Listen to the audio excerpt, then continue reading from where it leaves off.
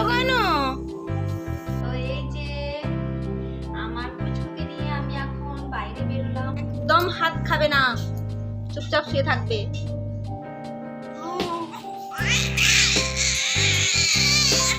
ঘুমিয়ে গেছে, আমার কোলে ঘুমায়নি। হ্যাঁ,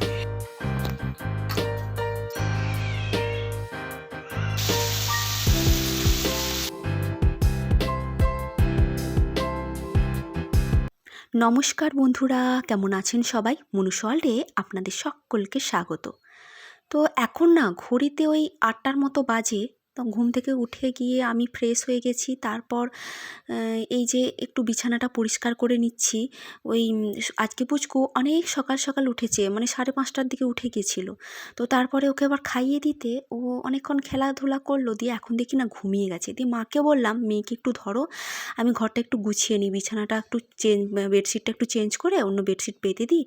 বিছানাটা গুছিয়ে নিলে তাহলে এবারে ওকে মানে শোয়াতে আমার একটু সুবিধা হবে। তাই জন্য মাকে ধরতে দিলাম, দিয়ে আমি একটু গুছিয়ে নিচ্ছি। তো এই যে ছোটো ভাইপোকে বলেছিলাম একটু ক্যামেরাটা ধরে দিত, তো কী করেছে দেখুন না, ও অনবরত নাড়াচাড়া করে গেছে। আমি এখন এডিটিং করতে যেয়ে দেখছি এইরকম এই অবস্থা, একদম কি বিচ্ছিরি লাগছে না, এত রাগ লাগছে কি বলবো। তো আমি এখন একটু ঘর-টর গুছিয়ে নিয়ে ওকে বিছানা করে শুইয়ে দেবো, তারপরে বাড়ি আরও সব কাজকর্ম করব। এই তারপর আমি এই যে বাইরে চলে আসলাম, ওর যে রাতের সারা রাত যে কাঁথাগুলো ইউজ করা হয়েছে, তারপর জামা কাপড় যেগুলো ছিল সেগুলো সব মা বলল ভিজিয়ে রাখতে, মা পরে কেচে দেবে। তাই আমি এখানে ভিজিয়ে রাখছি। দেখি পুচকু এবারে উঠে যাবে কিছুক্ষণ পর, অনেকক্ষণ ঘুমাচ্ছে। তো আমি এখন চলে আসলাম এই টেবিলটা একটু পরিষ্কার করে দিতে। রাত্রেবেলায় খাওয়া হয়, তো রাত্রিবেলায় এখন না ঘরের ভেতরে খাওয়া হয় না, ঠান্ডাটা তো কমে গেছে, তাই জন্যই ডাইনিংয়েই খাওয়া হয়। রাত্রেবেলায় মোছা হয়, কিন্তু তারপরেও সকাল সারা রাত এরকমভাবে অনেক ধুলো টুলো পড়ে, ওই জন্য সকালেও মা মুছে, আমিও মুছে দিলাম একটুখানি। তো যাই, পুচকু না অনেকক্ষণ উঠে গেছে, খেলছে। এই যে আমার পুচকুকে নিয়ে আমি এখন বাইরে বেরোলাম। ভালো রোদ উঠেনি, মেঘলা মেঘলা করছে। আজকে তো খুব কুয়াশা দিয়েছে সকালে। আর এই যে পুচকু অনেক বেলা করে বাইরে বেরো হলো। পুচকুর দাদান এখন বাড়িতে নেই, পুচকুর দাদান গেছে আমার দিদির বাড়ি, মানে পুচকুর মাসির বাড়ি, মাসিমণির বাড়ি। তো বাবু আসেনি বলে বেরোতে পারছে না, মনটা খুব খারাপ। দাদান দাদান বললেই দরজার দিকে তাকিয়ে আছে। একটু পরেই চলে আসবে, কালকে বিকালে গেছে, তারপরে পুচুকে নিয়ে ঘুরতে যাবে। এখন মেয়েকে একটু ঘুম থেকে উঠে বাইরে এসছে, তো একটু না আদর করলে মুডটা ঠিক হবে না, মুডটা ঠিক হবে না, একটু মুডটা ঠিক করে দিতে হবে। তো যাই, একে এখন একটু খাওয়ানো হয়ে গেছে, ওর হাত গোছানো হয়ে গেছে। তো এরপরে হাত খাচ্ছে খুব, হাত না পরিষ্কার করলে সবসময় হাত মুখে। তো এরপরে একে শুইয়ে দেবো, এখানে বেড করা আছে বিছানা ওর, এখানে শুইয়ে দেবো। দিয়ে তারপরে আমি আমার নিজের বাড়ির কাজ ধরবো। বুঝো, এই যে মেয়েকে একটু আদর করে এখন চলে আসলাম আনাজপাতি কাটতে। তো রান্নাবান্না মা করবে, একটু আনাজটা কেটে রাখি। তো এই যে আজকে না শাক দিয়ে শিম দিয়ে ভাজা হবে, পালং শাক দিয়ে। জেঠু জমি থেকে পালং শাক তুলে নিয়ে এসেছিলো কালকে, তো ফ্রিজে আর তোলা হয়নি, যে আজকেই রান্না হবে তার ফ্রিজে আর তুলবো না। আর এই যে দেখুন না, একটু গরমটাও পড়েছে, শাকটা একটু নেতিয়ে গেছে। তো এই যে শিম, গাছ থেকে শিম তুলে আনলাম, দিয়ে পালং শাক দিয়ে শিম দিয়ে ভাজা হবে, খেতে কিন্তু বেশ ভালো লাগে। শিমগুলোকে এরকম ছোট ছোট করে কাটতে হবে, কাটলে আর ভালো সেদ্ধ হয়ে যায়। আর হবে এই যে বেগুন আছে, বেগুন আর সইনা ডাঁটা, বড়ি, আলু, এইসব দিয়ে একটা আর কি মাখা মাখা তরকারি, ঝোল যাই হোক একটা হবে। এই যে সইনে ডাঁটা নিয়ে এসে কচি কচি ডাঁটাগুলো দিয়ে তরকারি খেতে এখন না খুব ভালো লাগে। তা এখন তো নতুন তরকারি সবারই ভালো লাগবে, আমারও ভীষণ ভালো লাগে, এই জন্য কেটে নিচ্ছি। এখন পুচকু এখন খেলছে, আমার পাশেই আছে। তো আমি ভাবলাম যে তাহলে আনাজটা কেটে নিই, ও তো খেয়েছে, আমারও এখনও খাওয়া হয়নি, ভীষণ খিদেও পেয়ে গেছে। তো তারপর আমি এখন আবার খেতে যাব।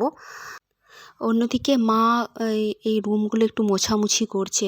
আমি বললাম আমি করে দিচ্ছি, পোছা লাগিয়ে দিচ্ছি, তো মা আমাকে করতে দেয়নি। মায়ের না শরীরটা একটু খারাপ, কাল থেকে, মানে কাল না পরশু থেকে মায়ের ভীষণ জ্বর।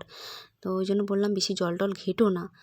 তো তবুও আমাকে নুয়ে আর করতে দেবে না, ঘর মুছতে একদমই দেয় না, তো জোর করে নিজে মুছছে। আমি বললাম ঠিক আছে, আমি একটু আনাজপাতিটা কেটে দিচ্ছি, কেটে দিয়ে শাকটা ধুয়ে রান্নাঘরে আমি রান্না করে দিচ্ছি। এই যে একটু আলু কেটে নিচ্ছি, ডাঁটা বড়ি আলু বেগুন দিয়ে তরকারিটা হবে, একটু আলুও কেটে নিচ্ছি। তো আর কিছুদিন মাত্র বাপের বাড়িতে আছি, এরপর আমার যাওয়ার সময় হয়ে গেছে। দোলের পরের সপ্তাহের দিকে আমি এবার শ্বশুর বাড়ি চলে যাব। তো সেখানেই দেখা হবে, ভিডিওতে আমার ওই বাড়ি দেখতে পাবেন।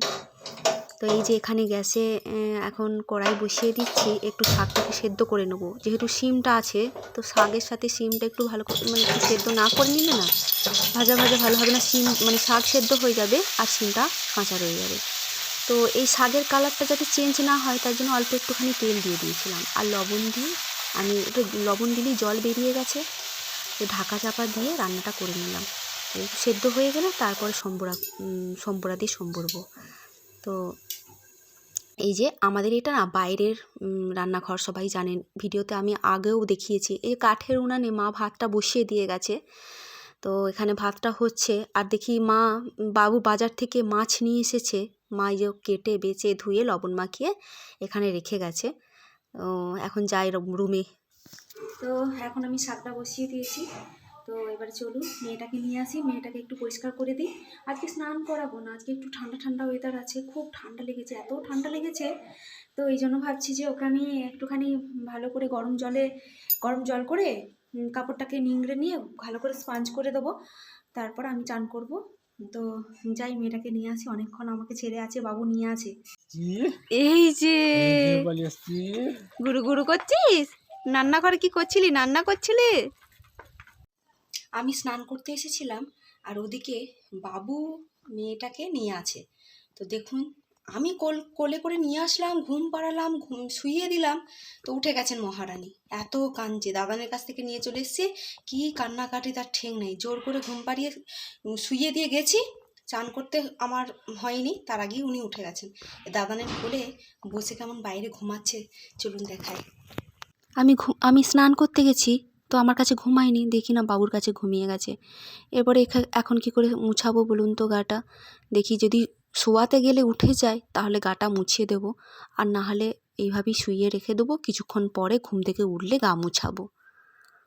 এখন বাজে দুপুর 2টোর মতো, আমরাও খাবার খেতে বসে গেছি। তো আজ ব্লগটি এই পর্যন্ত। যদি ভালো লেগে থাকে আমার চ্যানেলটিকে সাবস্ক্রাইব করে দিয়ে আমার পাশে থাকবেন। ভালো থাকবেন, সুস্থ থাকবেন, টাটা।